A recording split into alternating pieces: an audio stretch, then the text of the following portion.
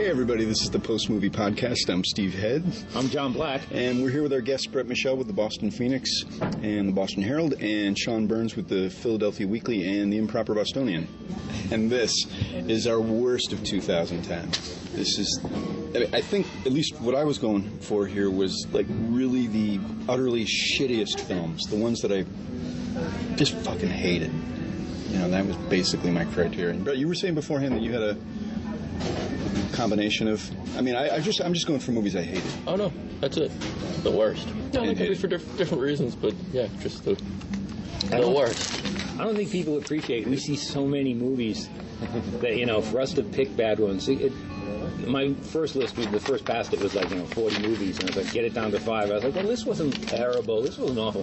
This one still sticks with me. I had a lot more terrible movies than it was easier to pick worse than it was best. Oh yeah, frankly. Yeah. But then there's also like stuff like that you just forget. Like we could talk about The Bounty Hunter, but what's to say? Mm-hmm. Yeah, you have to kind of want to talk about it. Yeah, it's like staring at one of those paintings on the walls here at Panera. It's like, okay, I know it's a bagel. It's a picture of a bagel. Yeah, anyway, it's not the worst picture of a bagel I've ever seen. Do I really want to give the virginity hit like the time? Virginity hit. Which one was that? Oh God, it was one of your cell phone movies. Oh, I didn't see it. Yeah, and not myself. I did come up with 20. 20. And to get them down to 5 that I wanted to talk about, because for one reason or another they were just exceptionally hateful to me, was I still kind of want to talk about the couple that I cut out, but I think 5. Well, give us your number 5 on your hate list. Wall Street. Money never sleeps, and I fucking slept because this was so goddamn boring. I was so disappointed in this movie. Twice or slept through it? So wait a minute. Slept through it twice. Did you ever see the whole thing? No, I did. I'm exaggerating. I did see the whole thing. Although I did sleep through a couple of films this year. Because there might be some stuff that's really good. This was, oh man, it was. I am no fan of Shia LaBeouf, however you pronounce his name. I am no fan of the guy. In fact, I just think his career is. I don't know why he has a career. I don't know why this guy has a career. Why this guy, gets covers of magazines. And I mean, does he have a following from his Disney years that I'm just so completely not aware of? Yeah, the receptionist at Event Guide used to have his face as her screensaver. Oh my God, I so disliked Disturbia. I was just so. Wait, stay on track. But I know. But I'm getting back to my. I am number 4. My, reasons for not liking. But besides your hatred of Shia, I was going to say that Oliver Stone just wallows in self-importance in this movie. It just became directionless. And I just so did not care about what. What about all the bubbles? Well, I think that the problem with this movie, it was just like many movies want them. They have self-importance, but this was just so overly self-important, and the lost opportunity with Michael Douglas here to really be something, be some sort of, avenging capitalist just wasn't there. This was like the movie was like a giant dead fish. Just so disappointing. I mean, if film could smell, this would have reeked. We got a headline. And I just really was just so. I mean, there was a bar here, and then and I do admire Oliver Stone, but he just did not pull it together for this. He's let this go like he's let his body go. Too much wine. So you guys just soft. What do you guys think about Wall Street 2? Well, I mean, yeah, there's Shia LaBeouf, but at least we've got Jesse Eisenberg to pick up the slack. One of the smarmiest, spineless. Oh my God! Brilliant. I think. No, he's Jesse Eisenberg is repeating someone else's words like a tool. actors That's what actors like do. a tool. Do you know? But never tell an actor that they're a tool. They're actually tools, but don't tell You're them going they're to derail tools. him this early in the conversation. I know, we're already... We've had the first review here, and you're throwing out the Jesse Eisenberg at him. Yeah. I've been sitting here waiting for how long for this? It's like Sean's Animal Kingdom. If you just want to get me to say, oh, fuck, just say, There are the lots of Social those Network. buttons to do. Fucking movie. For me, I think Wall Street falls into the category we're talking about. I kind of stared at it.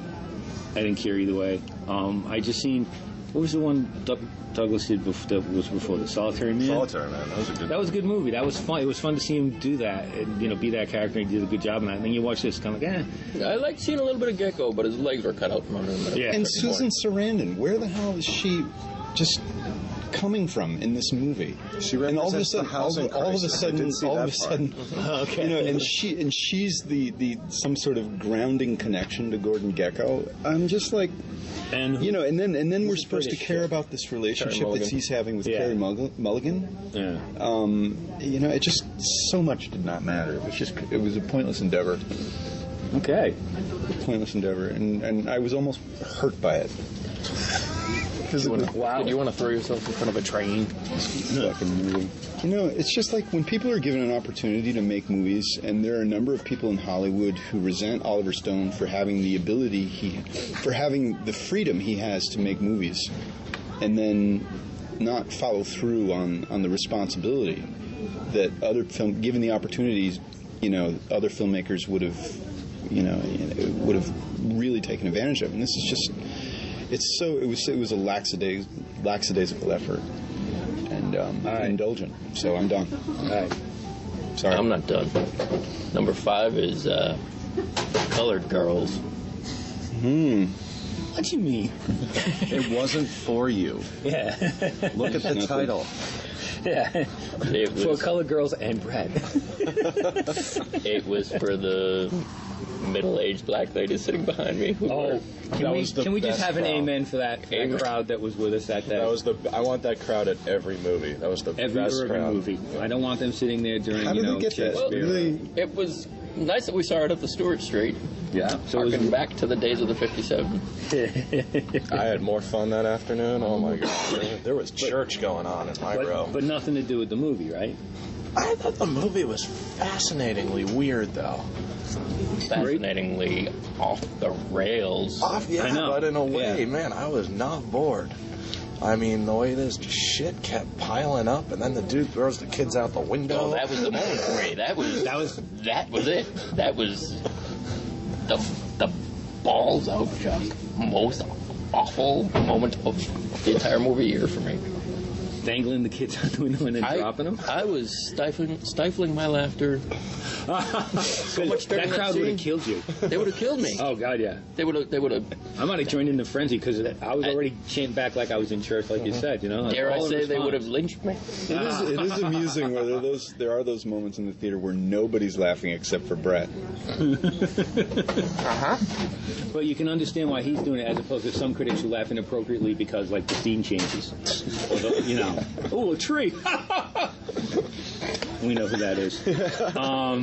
But anyway, I'm going to go with... You gotta get the higher Let's. I'm going to go in with Sean on this. I didn't like the movie, but I thought the performances were fascinating, and it was a train wreck. Yeah, everyone was like acting in a different movie. Oh, and, yeah. I mean, there were just these huge performances. I thought Felicia Rashad was really great. Yeah. And then you had this batshit Thandie Newton performance that was just from another completely planet. batshit. I love these Yeah, right crazy there with Thandie Beloved. Newton performances. And who else was in it? Oh, Janet Jackson. Janet Gay Jackson. husband. Under down low. He's under down low. And Janet Jackson just looks so weird now. It's like Yeah. you can't even, like, her face doesn't move. And She does. She's taken androgyny to a new androgyny with huge boobs. This one I missed. This wasn't a Tyler Perry. Yeah. Oh, yeah. Oh, yeah. Oh, boy. Yeah, And it was actually shown to the press, which most Tyler Perrys don't get. You know, they Yeah, come never. out. this This was big, the first. prestigious Oscar movie here, man. He was going for it. Yeah, and you know, well, he did. He did. He swung for the fences. This originally had a really long title. It was, Yeah, it was for colored girls who had considered suicide when the rainbow is enough. Enough is spelled E-N-U-F. See, it was a Broadway play from the 70s that he adapted. Early 70s. Yeah, and it was But basically he put just... this structure onto it. He set the whole thing in this walk-up apartment complex in Harlem, whereas the original play was just a series of monologues. Right, he turned it into an episode of 227. Right. Yeah. but with the addition of actresses who would suddenly have to stop what they were doing and read poetry. Yeah, and as I described it in the review, I had said he made a tone-deaf musical of women's hardships when we're stereotyped soliloquize rather than sing. And some of the poetry is really good. The women behind me, they knew the poems inside out. They were reciting them along, and they were like, "Do you believe he cut that line?"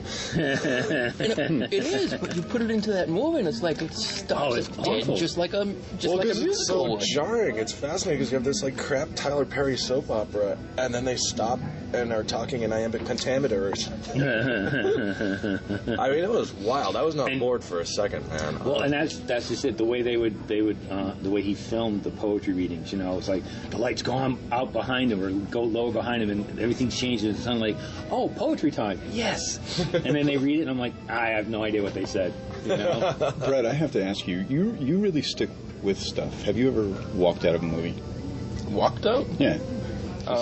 No, I'm frequently wanting to walk out of films. As far as you recall, you have not, even though you've detested a film. No. You've not. I'll sit and watch it. Okay. I remember seeing an Andy Warhol film with you over at Harvard a few years back, and it was just one of the worst experiences. Which one? Oh God, what was it? Oh my God, it was with it took place at I think it was like the Hotel Chateau Marmont or something like that. To be fair, there was And, one Godard film over there where I did hit the wall, and I had a book with me that I started reading as the film was going. Was it Breathless? I had But to. this I one know was it's a cheap just. shot. I had to. Who's the guy that that kind of was foppishly dances around Warhol's we're talking film? about the worst It was like- movies of the year. I'm just trying Warhol now? to. This one was just appalling. The guy's name, he was like a Let's go on. colleague of Warhol. Well, whatever. All right. I can't think of the guy's Here name. comes Sean, you're up. number 5. The Town. I could have put that. I think I was going to put that on my top 10. So, I cannot believe. Maybe it's not technically the worst, but the reaction to this movie is so out of whack with the quality. This is the stupidest movie I have seen in so long. Just nothing makes any sense in The Town, and people loved it. This is. Okay, first of all, it takes place in an alternate universe where the police and FBI don't have helicopters. So you can have a massive shootout and car chase and just drive away as long as you get to 93. I cannot believe how stupid this movie is. See, they start out with a heist. They clear $90,000 apiece. And they have to do another robbery 2 weeks later. Do you know what it costs to live in Southie? Or where they live? And Pete Postlethwaite, rest in peace, he forces them. Well, no, that's the funniest one. Okay, so not He only needs his exotic flowers. These are the worst FBI agents I've ever seen in a movie. I mean, they do things like, okay, they're waiting for Affleck to, show up at his girlfriend's house. So let's stand right in the fucking bay window right next door. Or the FBI's following him. It's like, oh, we're under surveillance. We're going to catch these guys. Let's all bring him in and tell him that we're following them. We're on to you. You're going to go to prison. I don't have anything right now, but I wanted you to know I'm on to you. Man, I know the cherry on top for you was his fucking beard. Oh, no, well, I'll get into the... Affleck's beard. I'm building up to that. All right, so it's huge heist shootout in the North End and everything, right? And like, okay, the FBI's onto us. They brought us in, and Pete Postlethwaite, you're going to go rob Fenway Park. Well, the FBI's following me. They're right outside. You're going to rob Fenway Park, or I'll kill your girlfriend. By the way, I killed your mother. This movie is retarded. And then, at the end, Affleck, is brilliant enough to figure out exactly where she's going to be gardening so he can leave her all the money.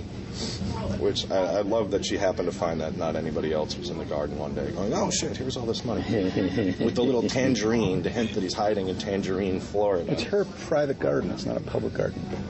It's actually a public garden. It was a public garden. Yeah. But then to end it with this shot of Affleck suddenly not wearing Red Sox gear for the first time in the movie, and he's in khakis, and it's like this Land's End catalog, and he's standing looking out at the water, and he's grown this big introspective beard.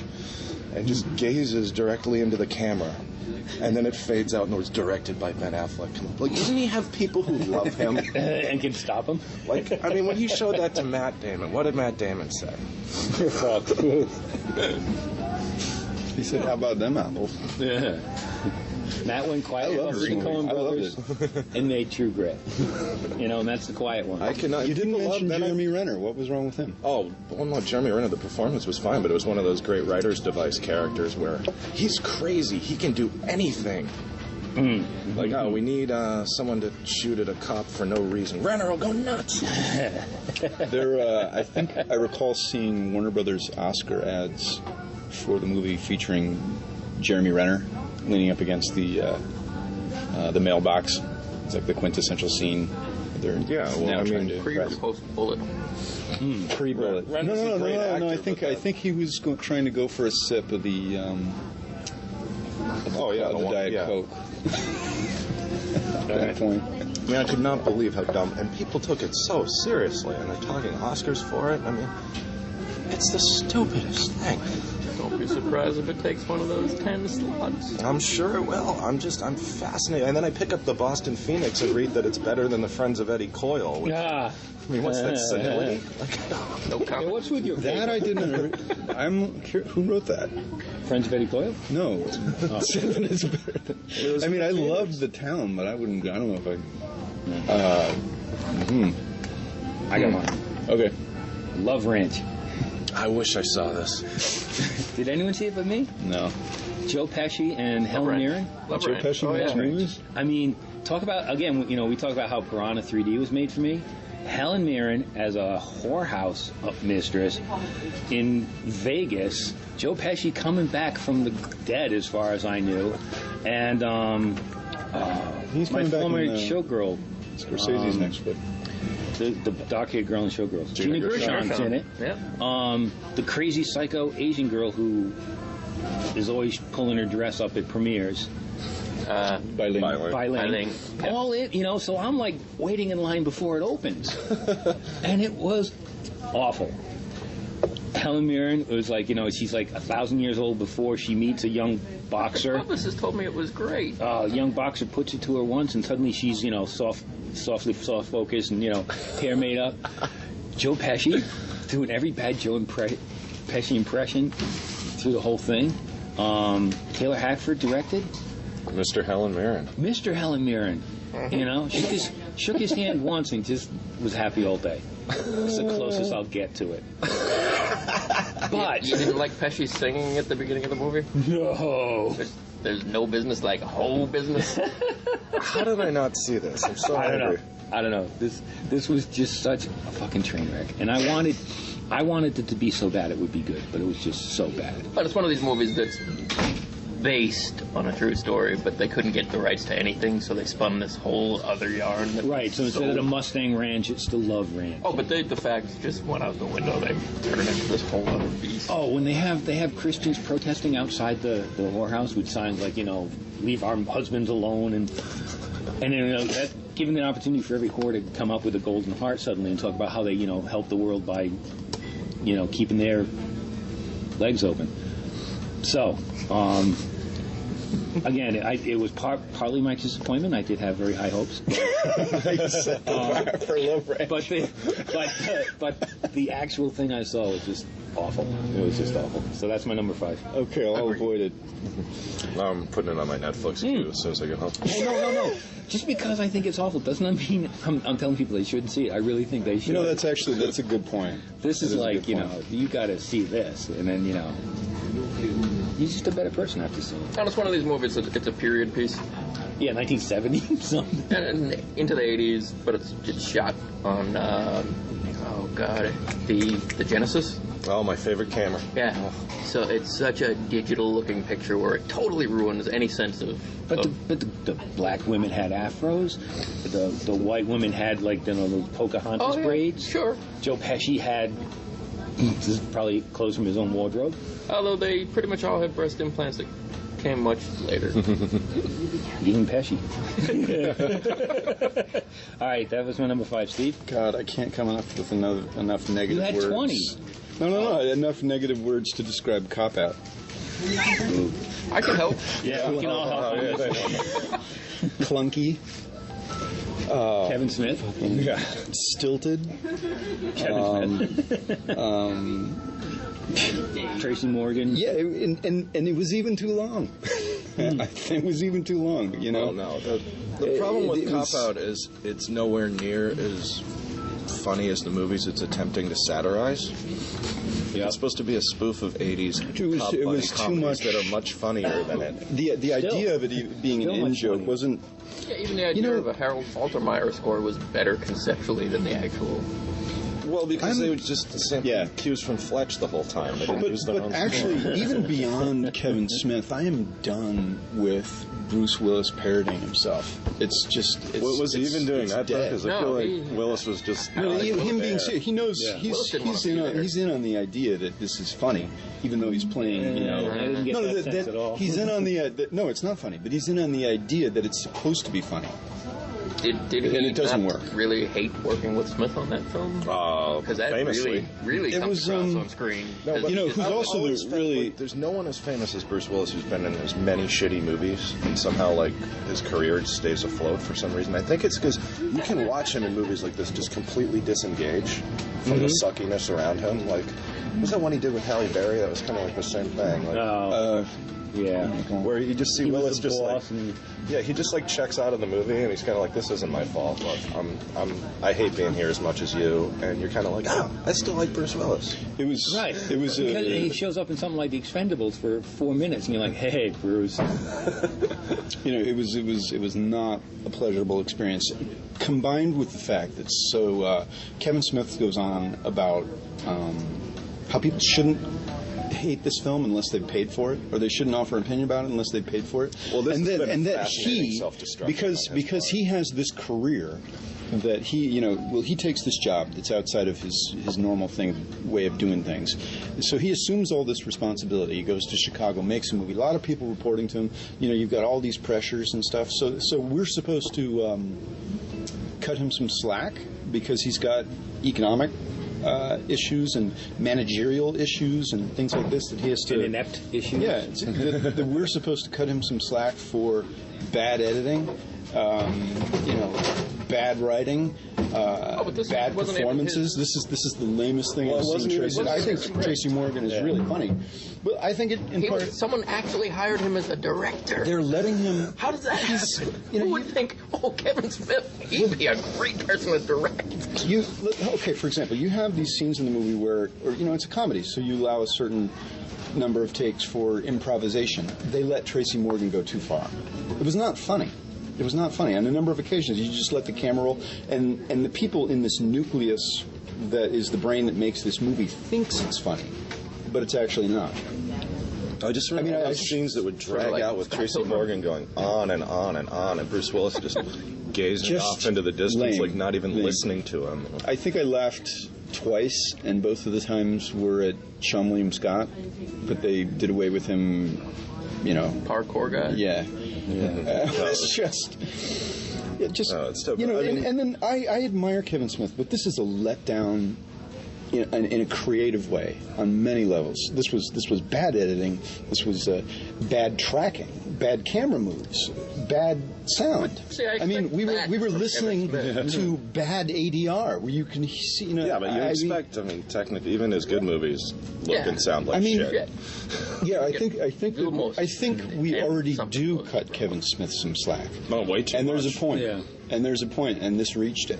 Like, how many Really, movies has I this guy really made? enjoyed He his does- previous film he made. Right, but I'm just saying. Yeah. Me too. I did like Second Mary, but Cop Out was. He was Just- out of his league. It was- He was way out of his league. It's like And looking to at. continue that metaphor, the closing I line felt- of my awful review. John's gonna make a point of this, but I felt like Luke looking at the fucking Millennium Falcon. What a piece of junk. Thank you for bringing us Star Star Wars. Wars Thank you. metaphor. Always the paradigm. All right. Always the I think we all have Cop Out on our list someplace. Yeah. If you want to replace it with something else, I mean, I can no, go on no, about how would a complete, as much as Kevin Smith will write about the pressures of making the film and how good it is and how it's for a certain That's him. audience. That's him blowing this smoke is over a bad. no, This is distract us. just a. Oh, and be fucking sure bad to movie, and I'm sorry to link this that I'm this overemphasizing conversation it. to view askew, so Yeah. we get some positive feedback from Mr. Smith. You know, He's got nothing else to do. It's a disappointment. How can he fucking, make the case for this like stilted editing? Oh, That's you his- critics don't know what you're talking That's his. about. That's I him mean, saving his ass. what was he trying to capture? I mean, I just, We'll let him. it was not next smooth. time. You know how movies are supposed to just sort of maintain you're not supposed to really think about these things. Yeah. The editing is supposed to just work on you in an invisible way. Yeah, But this like becomes social forefront. network. All right, what do you got, Brett? My number 4 is it's Cop Out. How about that? What do you know? Come on, you got a backup for that? You get something else? Or you- No, really, that's Okay. that's mine. So, Sean. Did I sum it I up? got, or, I mean, is there anything else? There must be something Well, I else. think we'll Cop-Out's be gonna come discussing up this a couple more, more so I times. think, Yeah. I think we're good for now. My number 4 is Alice in Wonderland. Oh, come on. I like that one. I enjoyed it. Oh, wasn't the 3D so great? No, it wasn't about the 3D. It wasn't about Alice in Wonderland. Well, either. anyway, Sean, go ahead. What? I mean, I just never want to see Johnny Depp and Tim Burton work together again, and I never thought I'd be saying this. Like, it just seems like whatever they do, they'll like pick a project, something like a well-known property, like, oh, it's Charlie and the Chocolate Factory, Alice in Wonderland, but we'll do the Johnny Depp and Tim Burton version of it. And it's gotten so predictable, I can tell you exactly what performance Depp's going to give. Like, they announced their next movie together, they were going to do The Addams Family, and then they changed it to Dark Shadows. And either one, I can already see the movies. I know what they're going to... I'm tired of these two. I think Johnny Depp was the worst thing in the movie. He was so annoying. I enjoyed the rest of the movie, but I thought he was annoying as the Matt It was Potter. Hook. You're gonna get like it was exactly No, that's was exactly- Hook. Like right. Alice goes back to Wonderland, she can't remember being there before, and then it just becomes this bullshit action movie with Because it having. worked so well with Hook. And I got an idea. Let's do an adaptation of Lewis Carroll, but we'll take out all of the wordplay. There's going to be so much more Tim Burton and Johnny Depp. I mean, over their past couple of films, they've cleared like something like $2 billion worldwide. Well, that's another reason $1 this is billion on my alone list. for- One of my friends told me last night, he's like, do not forget that this movie made $1 billion. You have to have it on your list. And he also pointed out that this is the reason every fucking movie has to be in 3D now. I think it made They something made like $1 billion. Didn't it do like Not the movie, but the box And office. it's one that people should have really reacted badly to it and put up. Like, I can understand people loving the 3D in Avatar because it was actually... I actually found 3D in Piranha Alice, 3D. yeah, Alice in Wonderland, the 3D was terrible. There was some pretty bad 3D in that movie too. Which some one? Pretty great 3D. In Piranha 3D. Where was the bad 3D? Well, it was a post-production job. I don't care. as long as there's 3D tits in the water. Right. No, some of it worked well, but there were a lot of bad 3D. No, shots Alice in that. Wonderland was the beginning of the fuck it. We can just cheaply throw these movies into. Actually, I'd Yeah. say Clash of the Titans, but Well, Alice in and that Wonderland sort of was. thing. Alice was more subtle about the 3D, so it didn't look as bad by default because they weren't. It didn't have the foreheads popping forward about 3 inches from the hairlines. And I was actually disgusted by some of the animation in Alice in Wonderland. It's just not. Helen Bonham Carter. That's the other one. Yeah, she and Yeah. Depp and Burton. That's all. They all got to get restraining orders. Just leave each other alone for a while. Crispin Actually- Glover's character really wasn't. Crispin Glover, yeah, he's one I is would he in it? have thought would have been, terrific for a picture like this working with Burton, but no. Well, I mean, it's basically just it's his head. Yeah. Yeah, They replace his body. and not convincingly. He moves like a. Just like like a guy on stilts. I don't think you're always thinking that there's something digitally enhanced about these Burton films. People say that of me all the time. There's always There's gotta be something digitally enhanced about it. All right, now number 4, Spy Next Door. Because I really like Jackie Chan, and I just felt so bad for him through this whole miserable experience of I'm him taking- being the babysitter for kids. Bad special, bad stunts, bad story, bad acting, bad movie. That's it. I didn't see it. I gave up on Jackie Chan a long time ago. This I was just almost can't. enough for me to give up on Jackie Chan, but then he did something else this year that was better. What else did he do? Well, there was the The Karate Kid. It was, yeah, Karate Kid he was good in, and what was it? And also played a Kendall. The Warlords, probably? Yeah, with Which wasn't Jet Li and the 2 other Asian actors. that I can remember. Tony Lano was in that, right? I think so. But anyway, I don't want to drag up too much about it. It just sucked. I just felt so bad that I'm a Jackie Chan fan, and I went because I'm a Jackie Chan fan because I knew it was a piece of shit, and it didn't disappoint on that level, but it haunted me for days. Steve. Well, John, I had Spy Next Door on my list, but since I had so many backups, you're all I'm set? crossing that off, and I'm putting down one of my alternates, Saw 3D, which was just a. I didn't go. You were surprised? No. This is one of those I mean, I movies knew it was where going to be crap, but it was like, it was just. This is one of those things they didn't show to the press, right? Yeah, it was guys so snuck in. presumptive. Like you actually had to have seen I all had the to other see it. I had to frigging review that. movies. So it was just this disjointed gore fest. Not even. Not fun. I mean, it's specifically geared to an audience that gets off on seeing somebody's head, be crushed, imploded, bodies being ripped apart. But you could say that about what? So 3, 4, 5. Yeah, I haven't Right, but seen it didn't Saw have. since But the it first didn't. one. But it didn't have the story, which was even minimal in Piranha 3D. Didn't have the sense of fun that was entertaining with Piranha Surprisingly, 3D. I Certainly, it didn't have the sexual. Innuendo? Yeah, the important stuff that wasn't there. Saw 6 had actually, I hadn't seen it in the theater since I was going to be reviewing 7. I went. You did the I watched marathon. it on. No, well, I did that a few years. All right. But this was I watched Saw 6 on Netflix, and surprisingly, plot-wise, it did something that was actually kind of an interesting hook, tying in the healthcare industry. And the only interesting idea in that film they totally threw out the window for this new one. Which And- kind of focused on like the self-help. Well, yeah, but they had the director of this movie making this freaking Same thing director. under duress. Yeah, but the same director as 6, and it was like night and day. Everything This was guy was just literally felt- forced to make this movie like one of these characters who's forced to try. It was entirely mechanical. I mean, they had set pieces. Like there was the opening sequence, which is just its sort of nothing to do with. standalone, cold open sort of thing. And then, some other sequences during the middle of the film. They're just basically set pieces But hey, it was in 3D. for Yeah. the anticipation of gore in 3D. Cool. Some eyeballs that popped out of you and a throne. It's just fucking. Could it beat a piranha bad. spitting a dick at you? No. See? No, there wasn't That's that. entertainment.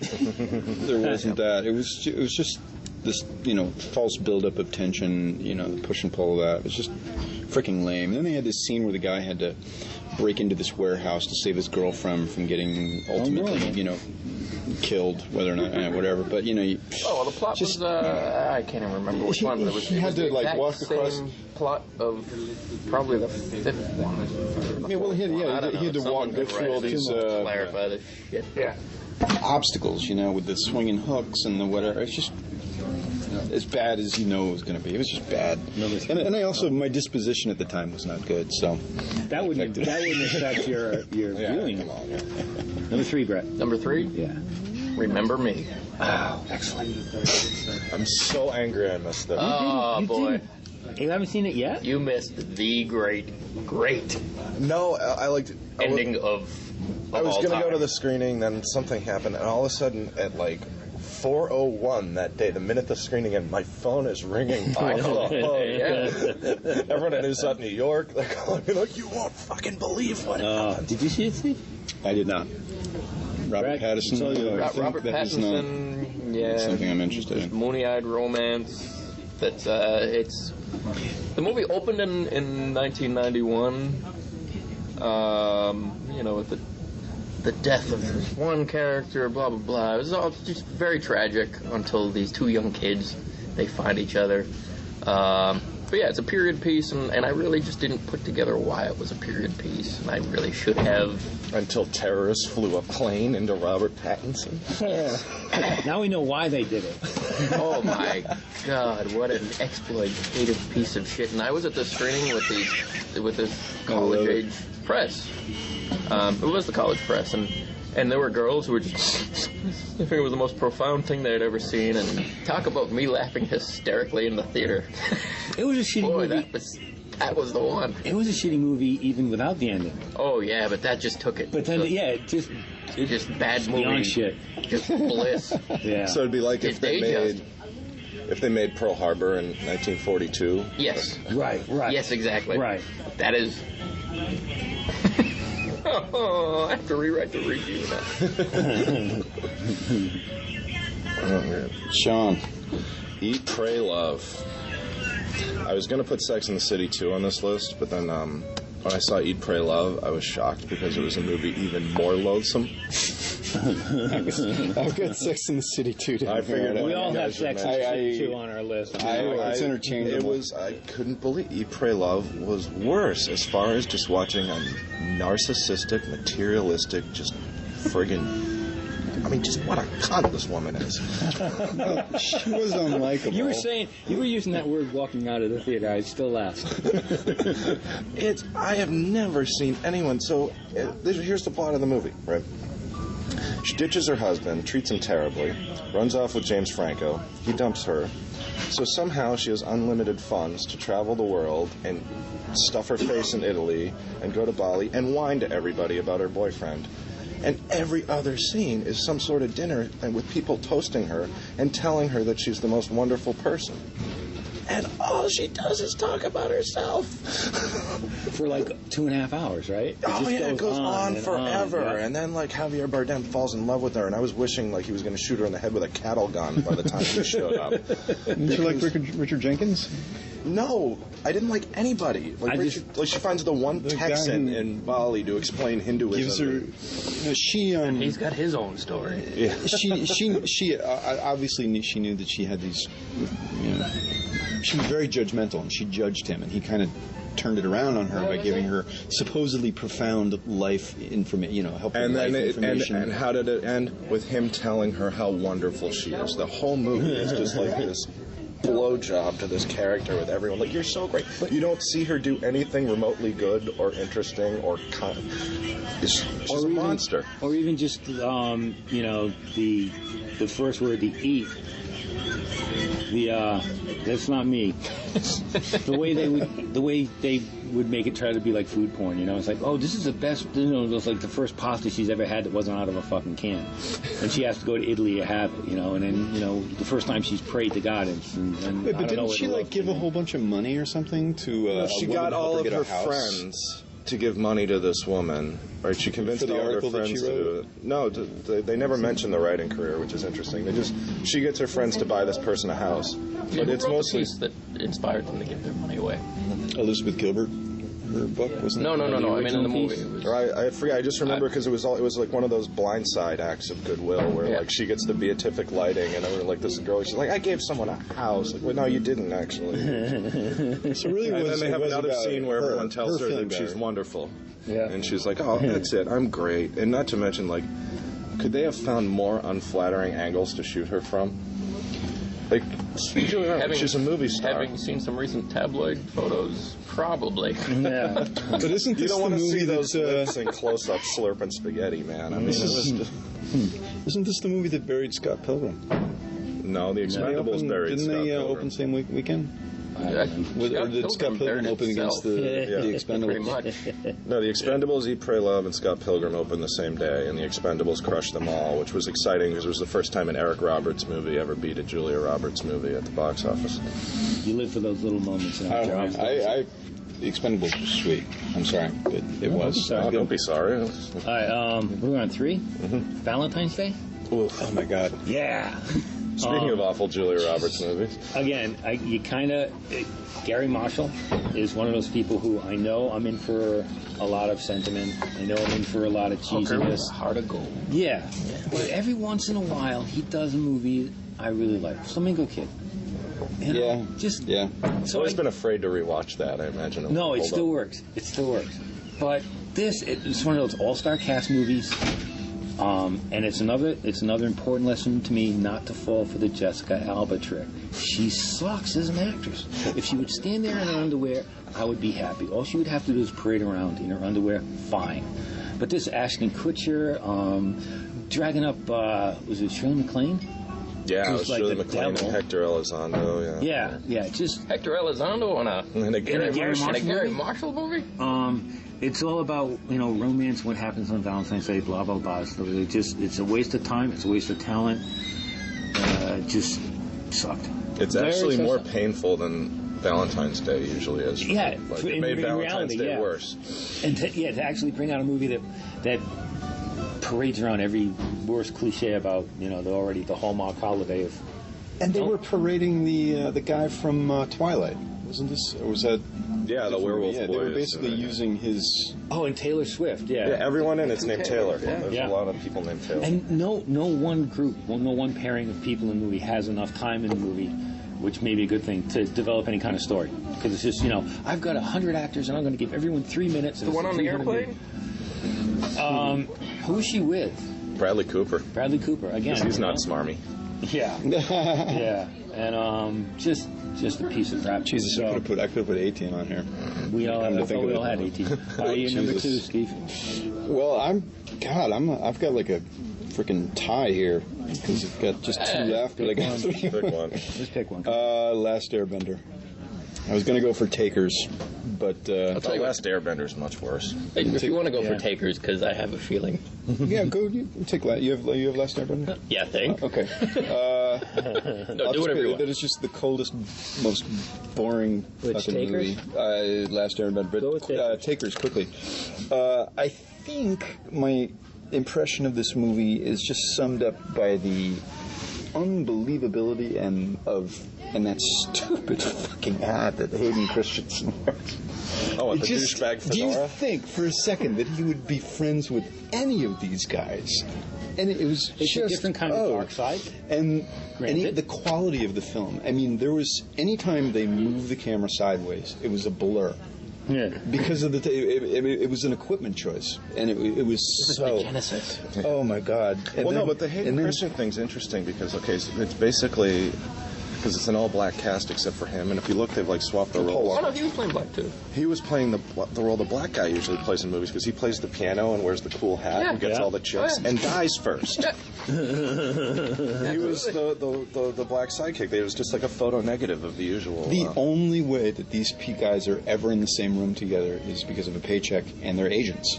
Otherwise, Hayden, it just does not relate. How much? in any way. How much of and he's, your and he's a anger- minor character. How much of your anger for this is Star Wars related? A little bit. Yeah. A little Okay, I bit. just want that on the record. I tried watching Attack of the Clones last week, and I couldn't get through it.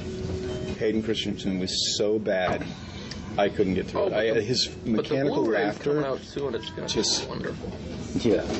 That's actually, and that's that's not the Star Wars news this week. The Star Wars news this week is the death of Rob McCune, the guy who actually built R2D2, passed away, and that kind of sucks. He was responsible for so many incredible what's on your list? physical movie props. All right. I'm sorry. Anyway, okay, Takers was just a. Oh, and not to mention the fact that when we went the press to mention screening, did you go? You were at the Takers press screening. They had the hour-and-a-half delay, where they basically just a half an for hour. whatever. No, it was more than an hour. Okay. It was more than an hour, and they ended up giving us free No, that's passes. impossible, because Jim was there. No. I was Never texting John. happened. It was more than an hour. Absolutely, it did not. We were supposed to be there at 7. Did not start until after 8. Right, because there was a 7 o'clock screening that night and a 7:30 screening, and they had put the platters on the wrong projectors. And anybody listening give a shit? Dave Chen was Yeah, sitting yeah, right yeah, behind right. me. He couldn't wait the hour. He had to leave. It was more than. This is fascinating. But Yeah, anyway, what's on your list? my number 2 but- is... okay, I'll No. If you have any more to... Not to mention it, but what's your number 2? No, I just wanted to quickly say that the pacing of the movie. There's one scene in the movie, granted, that was kind of cool, where they blow out the street and take out the the armored truck, but it was just so farcical, and it was they were basically copying True Romance towards the end there with the hotel shootout and the slow mo, and it was just so derivative. And which- Done. Sorry. Which song did they use in this? My number 2 is, of course, The Last Airbender. Thank you for giving me that one, Steve. Boy, Why? What a fucking piece of shit that movie was. But And it was there's another one. Let's add 3D and try and make a few more bucks off of this. But this was M. Night Shyamalan Ding Dong.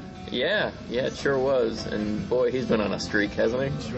It made money. The downward trajectory of this Is quality. astounding, I isn't mean, it? it's staggering.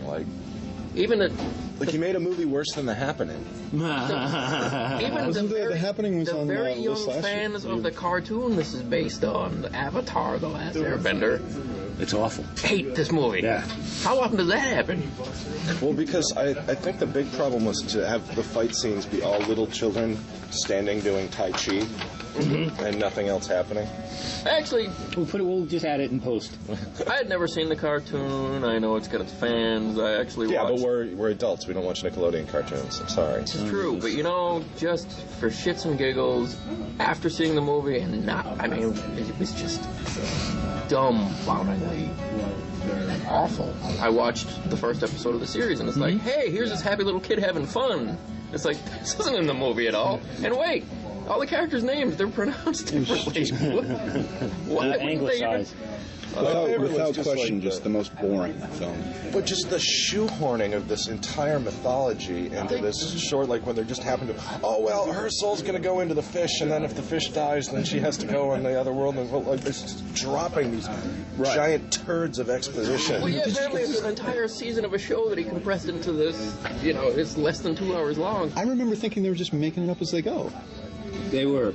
And you can't cast Asif Mandvi from The Daily Show as a villain. And I'm sorry, hope that he'll be threatening.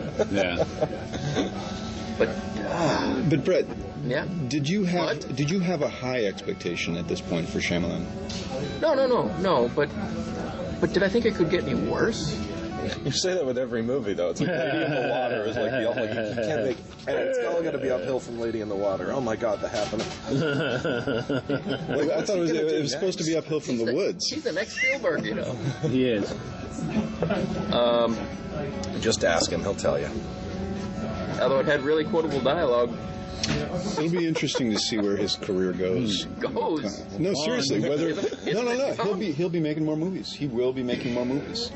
Oh boy, I can't wait for the next list. I don't think he's not gone. No. Now, pretty much every It 2 made years money. we'll have another one to That's talk all about. that this matters. week. It made money. Did it? Yeah, Yeah. yeah, It did. made over $100 million. Yeah, but it costs more than that. Yeah, it's hilarious. Studio math. Alright. There'll be a sequel. 2. Sean. I don't think we'll get a sequel. Grown-ups. No. Shall we share this one? Because this was like, for me, this was the one that hurt the most. Grown-ups is just breathtakingly lazy, isn't it? It's, because last year I'm such a fan of funny people, and like Sandler really put himself out on the line and gave this brave performance and was so daring, and no one went to see it. And Grown-ups made a gazillion dollars and just won the People's Choice Award. You've got to The be. people spoke. Oh my Yay. God! This is the I shittiest. think it's just like. My faith in humanity has just been. Oh, I wouldn't go that far. Yeah. 'Cause It's just all of his old. People's Choice, right? It's all Sandler's old SNL buddies. They all go on vacation basically and just sit and around. we'll film it. Yeah, and they just sit around bullshitting, and there's no structure or jokes, or the only suspense is keeping track of how many like minor league ball team T-shirts Sandler has, because he switches in every scene depending on, because the movie's set in New England, so It he's got to is. have shout-outs to every. This is absolutely the worst. Who is the most worst of the grown-ups self-indulgent. for you? Who is the worst? Was it Sandler? Was that it- they thought this of themselves, that they think that they're at this point in their career where they deserve this kind of "we're cool" adulation, and we are the posse. They even had the freaking Tombstone Posse walk, where they're all and it's just totally, completely not earned. And I don't even want to just the worst use of Steve Buscemi ever. And they still cut Kevin Costner's cameo as the corpse, right?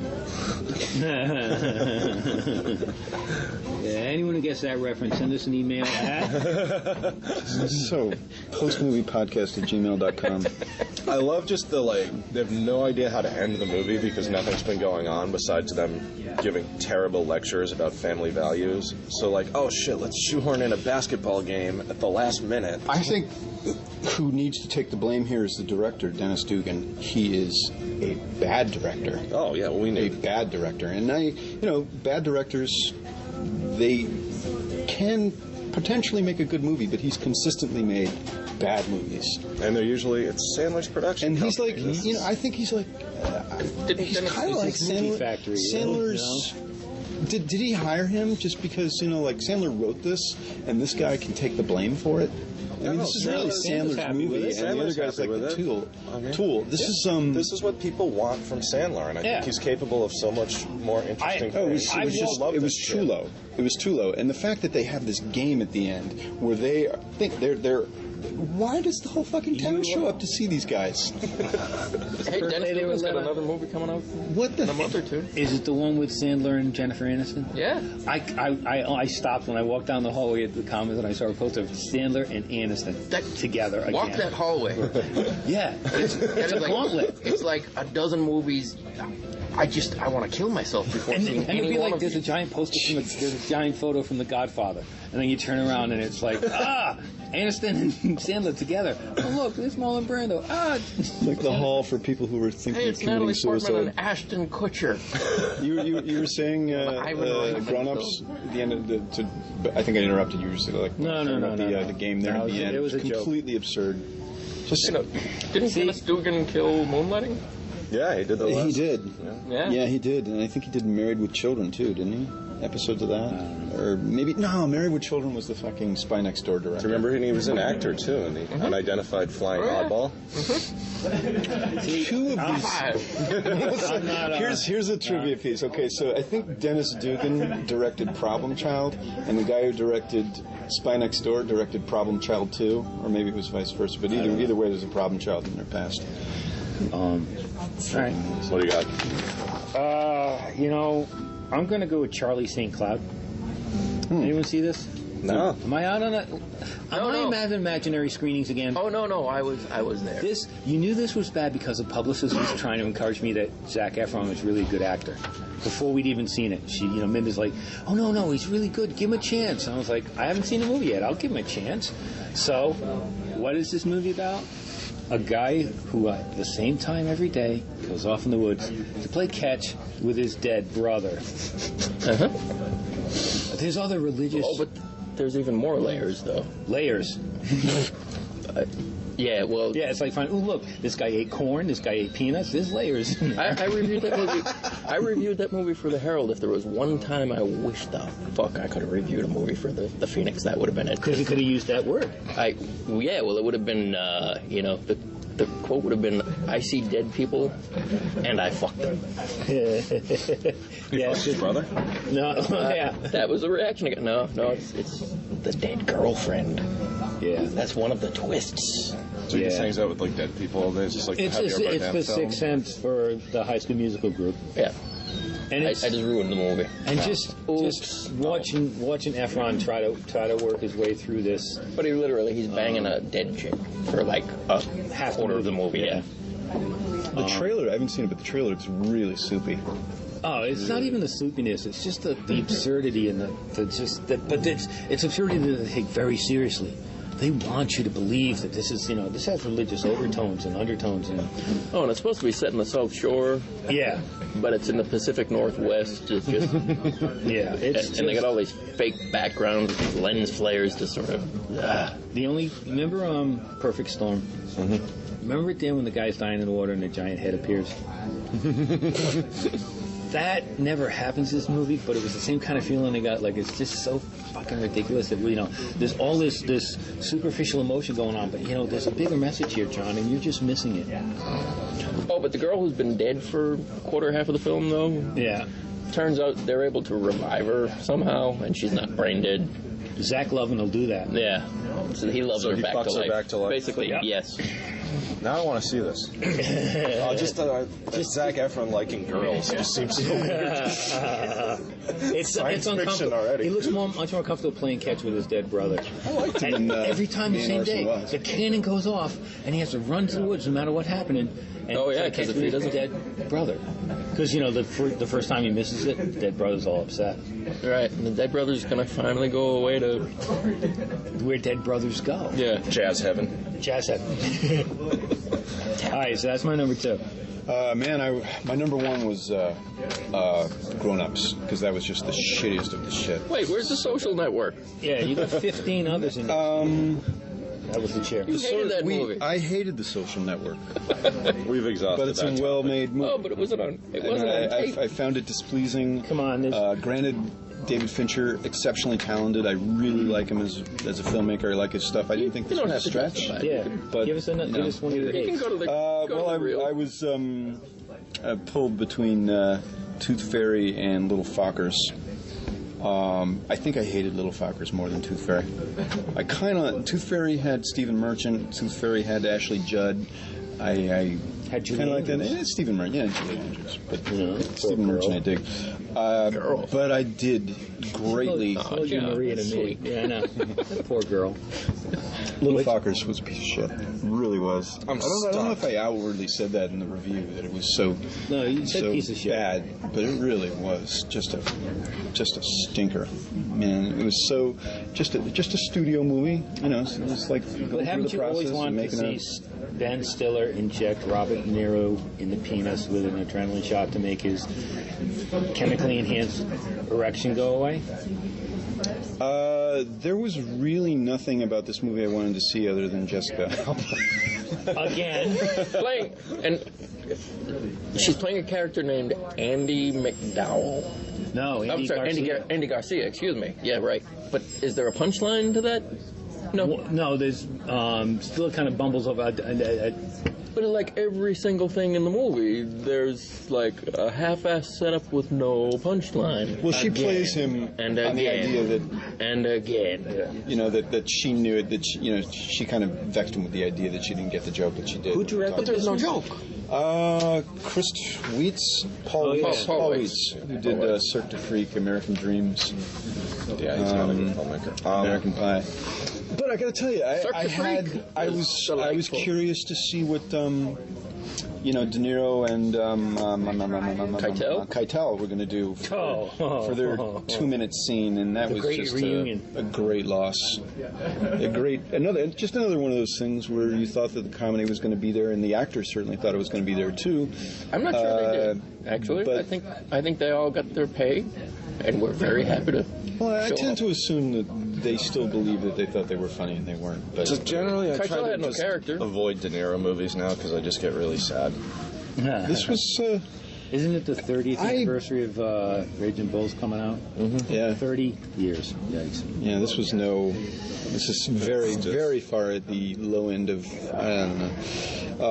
And Stiller now, there's just this loathing that comes through in these projects. self-loathing there, too. Yeah, like he just knows that he's in shit, and you just see it comes off him But- in these waves. You know, like But the he- thing is, it's when you mentioned before that Bruce Willis can disconnect somehow in this shit, and you still kind of admire him. You end up hating Stiller more because he just starts. You see the flop sweat, and he gets desperate to make you laugh. I'm doing something funny here. And Dustin Hoffman literally phoning in his performance. well, Hoffman wasn't in the film until like a month ago, right? Like Yeah. No, actually, Keitel apparently was added to the cast to sort of fill a gap left by Hoffman being out. But he came back. And let's not forget Babs and the great Owen Wilson. Yeah, kissing.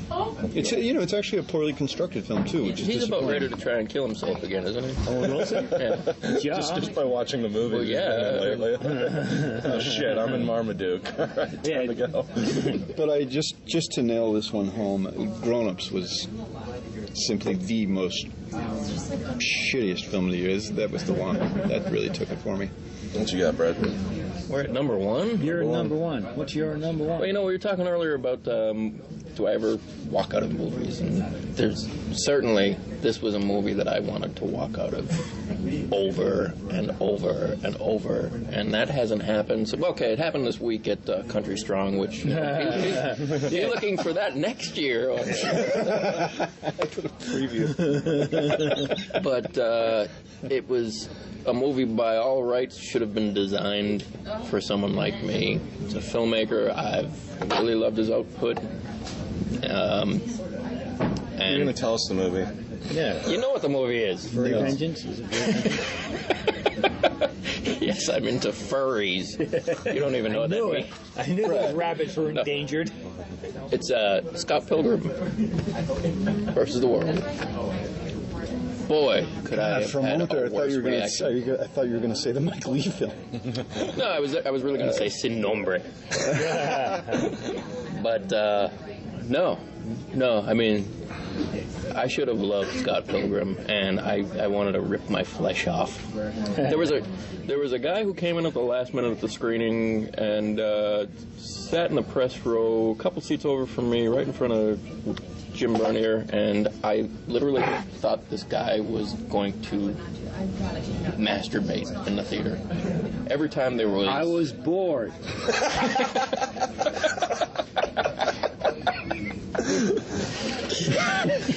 All right, on the record, it wasn't me, all right? It was a joke. Every time there was any female on screen, he just... The movies But that was for pretty much... 12-year-old fanboys. And The fanboys were having the same reaction to all of the stuff that the fanboys would like. And... Good God. it's not a film for adults. It's a film for 20-somethings. You know, it's the younger That generation. bullshit It's a generational nostalgia rip there. For, I don't know. It made me feel 1,000 years old. I enjoyed it. I put it on my top 10 list. I thought that it was an exceptional piece of film work. But I can see how some people would think it was crazy manic and be completely annoying. Oh, annoying, yeah. There weren't characters in the movie. There weren't any people I could... Masturbate Well, to? this is Again, I Shallow. can It's really shallow. like It's shallow movies stuff. with characters I don't identify with. I mean, if the they're very characters. characters themselves were, you know, trendy hipsters. Shallow. So, for all the reasons you hated The Social Network, you liked Scott Pilgrim. It was an incredible piece of film working, but shallow characters you hated. Yeah. I found the logical fallacy in Steve Head's reasoning. That's P-H-A-L-A. Right, Sean. My number one, once again, Cop Out. It's just... Cop out. More like a strike out. Just to be with this one more second, like, Kevin Smith's incredible psychic meltdown over the past year is like the solipsism of the internet taken to new extremes, where he's... Cause, if you haven't been following his rants, so he's decided that because Cop Out got such terrible reviews, critics are no longer allowed to see his movies, and instead he will only show them to people who follow him on Twitter. Well, we're allowed to see his movies if we pay for it. Right, but the advanced screenings will only be for his friends on Twitter. Does he because they're actually more command that power to overrule the studio? How if can they he be in decide every to- video store? He when does it comes not out? have a master's in marketing. No, but I mean... I look at the idea of Kevin Smith doesn't want me to see his movies. That's such a relief. That's great. Thanks. You are going to send this to View Askew, right? I insist. Look, I've interviewed him. I used to sell him Laserdisc back when I lived in New York. He's I a think- really well, he his seemed a thing is really nice like- guy, but he's Yeah. surrounded by this fan base that's telling him he's a genius no matter what he does. So he's so thin-skinned and can't take any criticism, and he has these meltdowns. And Twitter's the worst thing because it'll just fire off. The other day he was on another tirade about. It was just mania about how no one understands what he's doing except for his fans. He wants critics to be real. Like, if we hate his movie, he doesn't want to hear about it backhandedly after doing a really positive review with the same person who just, you know, wrote that review. If you think he made a shitty movie, he wants you to tell him to his face, and we don't always have the opportunity. You know, he made a shitty movie.